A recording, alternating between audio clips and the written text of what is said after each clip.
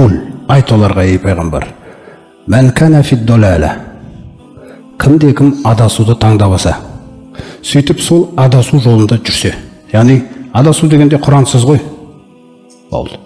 Құрансыз ақ өмір сүремін мен, керегі жоқ бұның ішіндегі нәрселер деп. Кімде кім солай таңдабаса өзіне, енді мынаны қараңыз. Фәлиямдут лахур рахману мәдда. Алла тағала өмірін, денсаулығын, мансабын, дүниесін созып жібереді дейді. Ешқандай зиян жоқ. Ешқандай зиян жоқ. Сөйтіп бірте-бірте өтірік екен ғой, Құран, Алланың азабы деген нәрселер. Осы нәрсе екен ғой бәрі. Ақшамен шешіледі екен ғой түгел нәрсе. Сөйтіп созып жібереміз дейді. Алданып келе тұр ғой, бітті. Алданды болды. Сөйтіп жаңа алып келеді да, хатта яътия вағдулла. Міне қараңыздар. Сөйтіп Алла тағаланың уәдесі келгенге дейін осы күйде болады дейді.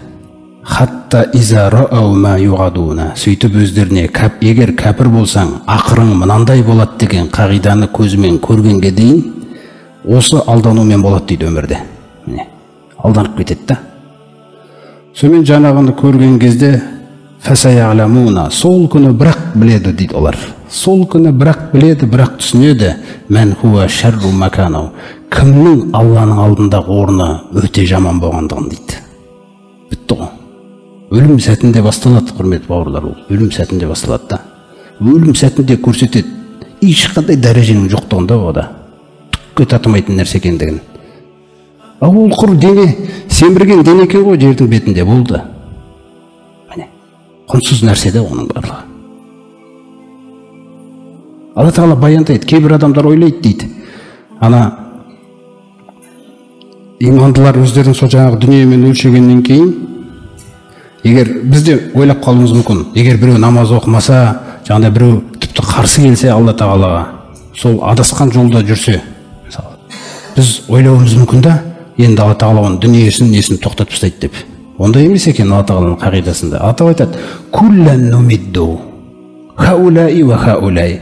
Бойұсынғандарға да созам дейді, берем дейді да дүниені. Бойұсынбағандарға да берем дейді. Мал арқылы, мансап арқылы мүмкін емес екен. Алланың ашуы бар ма, жоқ па білуге. Қараңыздар. Алла разы ма, разы емес па білуге. Мүлде стандарт емес екен ол. Бойұсыну ғана стандарт. Көрдіңіз ғой. Әйтпесе дүниені мен атой Роббика, ей пайғамбар, Аллах тағаланың бұл дүниеде беретіні дейді. Бұл дүниеде беретінен біз мыналарға да береміз дейді. Жаңа мұсылмандарға, аналарға да береміз дейді, кәпірлерге. Біз бере береміз дейді оны. Неге беріле береді ол? Неге аналарға намаз оқымағандаса да беріліп жатыр? Неге олар Құдай жоқ десе беріліп жатыр? Ва ма кана атау Роббика махзура. Өйткені қағида, бұл дүниедегі беретінім дүниені. Қараңыздар, ол жарып бөлмейді дейді ешкімді. Өйткені бұл дүние құнсыз нәрсе дейді. Мен құнсыз нәрсені беріп жатырмын дейді. Тек мұсылман оны қолына алып, адал қылып айналдырып алып құнды қылады. Көрдіңіз? Адал қылып құнды қылады. Садақа беріп құнды қылады оны. Альхамдулиллахны айтып құнды қылып жібересің оны. Басқаша мүмкін емес оған құн беруге де. Осылай біз бере береміз дейді. Валақад стухзия бирусули мин қаблика. Сенен бұрында, ей пайғамбар, қаншалаған елшілер жіберілген кезде қауымы сол елшіні мазақ қылған дейді. Мазақтап, жынды деген сөз айтқан, көріпкел деген сөз айтқан, бақсы деген сөз айтқан, неше түрлі жаңа мазақ сөздерді айтқан. Білесің бе не істедім дейді сол кезде, елшілерді мазақтап жүрген кезде. Фаамлайту лиллазина кафару. Мен оларды шап берген жоқпын дейді Алла тағала.